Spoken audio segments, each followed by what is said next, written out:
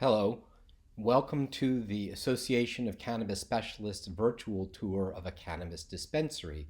I'm Dr. Jordan Tishler. Originally, I had developed this program for a group of senior citizens who had asked for a talk on this subject and had never been to a dispensary. And it reminded me of a time several years ago I met some colleagues from the New York State area who had similarly never been to a cannabis dispensary. We met at a conference and I arranged to take them to see the inside of a Colorado medical only dispensary. And though I should not have been surprised, our experience was really quite jaw dropping and poor. And it was a real eye opener for these colleagues. Our goal for today is to talk a little bit about our patients' experience in dispensaries, as well as the sorts of products that are there which are more or less useful to our patients for medical purposes. Here is a picture of a typical dispensary, and it's gorgeous to be sure. It bears far more in common with an Apple store than with the kind of pharmacies that we are all used to.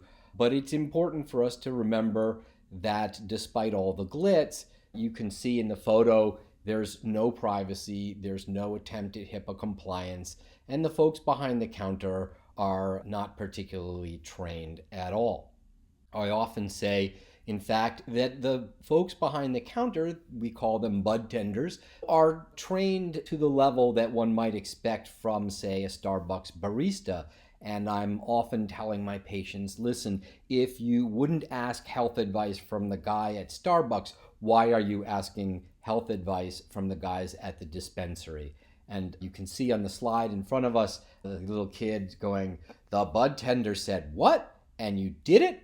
And that is really the kind of interaction that unfortunately exists at the moment at the level of the dispensary. And we are fundamentally used to a much more sophisticated interaction in a pharmacy where the patient presents our prescription and the pharmacy fulfills it as per our instructions, or if there's some discrepancy or problem, that there is some sort of a feedback to us as clinicians wherein we can help resolve that in a way that continues to support our patients' medical needs. And at the moment, unfortunately, in the dispensary system, there's not only no mechanism for that sort of thing, but the folks behind the counter don't really understand the importance of adhering to whatever prescription we have given.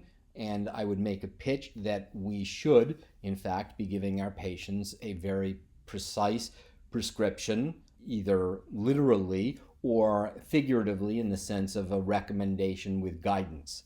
And unfortunately, that simply doesn't carry over at the point of sales, where in fact the bud tender, as well intended as they may be, is ultimately a salesperson whose goal is to sell more product, and that is not necessarily in our patient's best interest. Now we'll move on and talk a little bit about some of the products that are available, which may be more or less helpful to us therapeutically. I understand, of course, that people watching this video may be from all over the country or the world, and some of the products that I am going to talk about may or may not be available in your locale, and some of the products which I think are not particularly safe or useful may be the only tools that you have available. That being said, I'm going to talk about sort of ideal cases, and then we can see what the realities are in each location.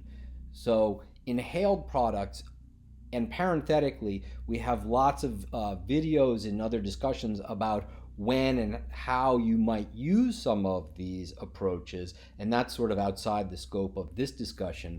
But in terms of thinking about pure product, we have cannabis flower, which provides us with the cannabinoids that we need therapeutically. And rather than recommending it to be combusted, I would recommend a flower vaporizer machine like the one that you see on the slide in front of us. And that the understanding here is that the temperature is crucial to safe and effective vaporization, and that the ideal temperature is 350 degrees or 180 degrees Celsius. I often say to my patients, just like we were baking cookies. And that at 400 degrees, we start to see products of combustion like benzene and other carcinogens come into the gaseous mixture, and obviously that's something that we would like to avoid.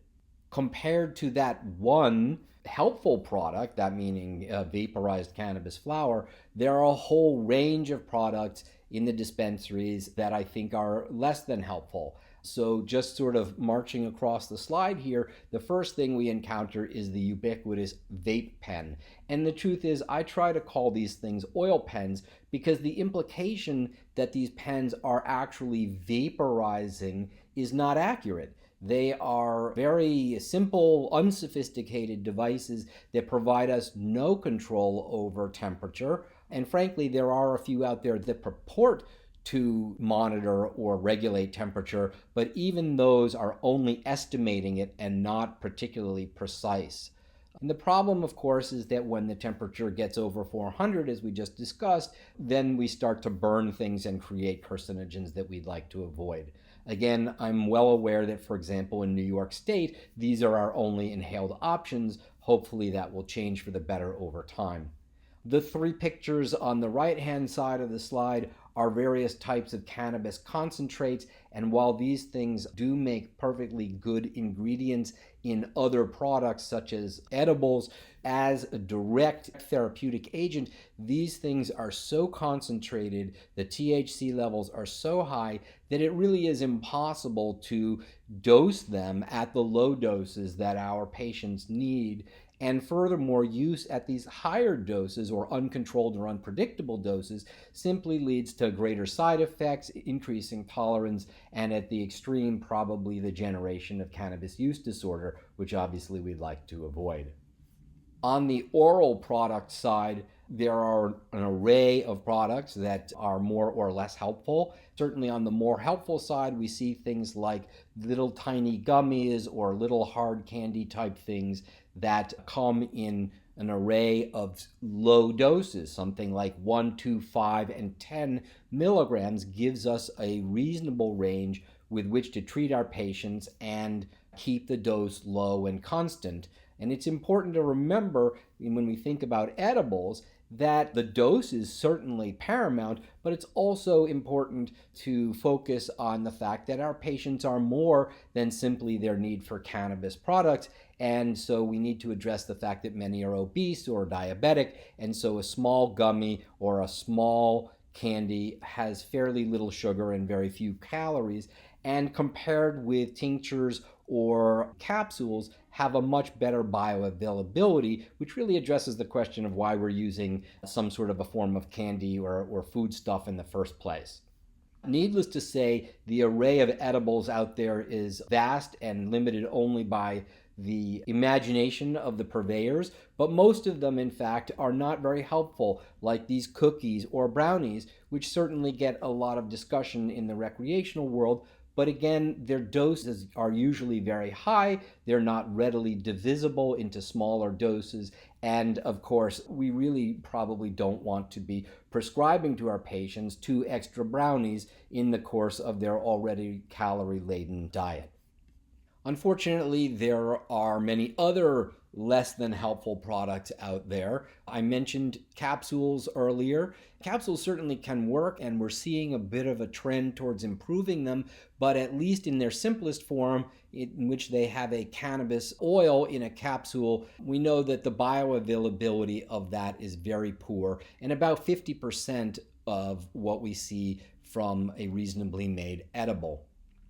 Tinctures are even more complicated. For reasons that truly escape me, they're very popular amongst our patients, but the reality here is that cannabinoids are not readily absorbed through the oral mucosa. They're absorbed through the GI mucosa, and again, not particularly well in tinctures that are simply oil-based. On top of which, based on sort of my clinical experience over the years, what I find is that when patients drop droplets into their mouth, they lose track. They have no idea how much they're taking, so that makes dosing fairly difficult. In fact, I advise in those cases where I actually need to use a tincture that people put the drops onto a spoon and then simply take it as though it were a cough medicine, meaning swallowed. It's very easy for people to mess up tinctures. And again, between that and its bioavailability, I tend to avoid them unless there's a particular reason to do so. Topical preparations, creams, lotions, patches, those sorts of things. These things can be made to work if a suitable detergent like DMSO is employed, but quite frankly, most of these products are essentially weed on a Band-Aid, and we know that cannabinoids do not of their own volition translocate through the dermis, so most of these products are placebo at best. And then lastly on this list is CBD. I think we're all following the literature eagerly at this point to see what CBD can truly do for us in human beings. Almost all of the evidence to date is in mouse model or cell culture, and that the doses that appear to be necessary, somewhere between 10 and 20 milligrams per kilogram, do not scale up to human beings particularly readily, since we are much larger than mice are. So I think that there's a lot to be written on the CBD side of things. There's certainly a lot of interesting stuff going on at the molecular level, but its utility for human beings at the moment, I think, is kind of up in the air and certainly not in keeping with all the lay press and enthusiasm that we're seeing. And this slide is really just to sort of summarize what we've talked about, that basically, smoking, oil pens, and large format edibles are not terribly useful. Similarly, tinctures and topicals could be useful in certain situations, but tend, I think, not to be something that makes a good mainstay of treatment.